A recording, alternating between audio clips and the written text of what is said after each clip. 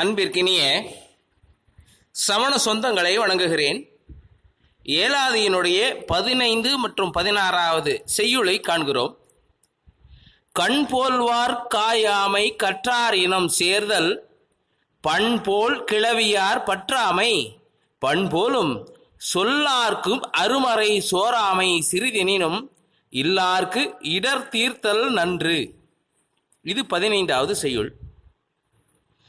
கண் எவ்வாறு நமக்கு முக்கியமான உறுப்பாகி உதவுகிறதோ அவ்வாறு நம்முடனே இருந்து நமக்காக வாழும் நட்புகளிடத்தும் உறவுகளிடத்தும் அவர்கள் தவறே செய்துவிட்டாலும் கூட அவர்கள் மேல் கோபம் கொள்ளாது இருத்தல், அவர்களை வெறுத்து ஒதுக்காமல் இருத்தல், கற்றறிந்த பெரியோர் கூட்டத்துடன் சேர்ந்தே இருத்தல், இன்னிசை மீட்டுவது போல இனிக்க பேசி துரோகம் இழைக்க நினைக்கும் நபர்களிடத்திலும் பொதுமகளிரிடத்திலும் தொடர்பு கொள்ளாதிருத்தல், இன்னிசை போல இனிமையாக பேசும் பண்புடைய இளகிய மனம் கொண்ட பெண்களிடத்தும் அரிய பெரிய இரகசியங்களை சொல்லாதிருத்தல், ஏதுமில்லாமல் இழந்துவிட்டாலும் அளவில் சிறியது எனினும் இயன்றதை தந்து உதவி அவருடைய துன்பம் துடைத்தல் ஆகிய குணங்களை கொண்டிருப்பது மிக மிக நல்லது.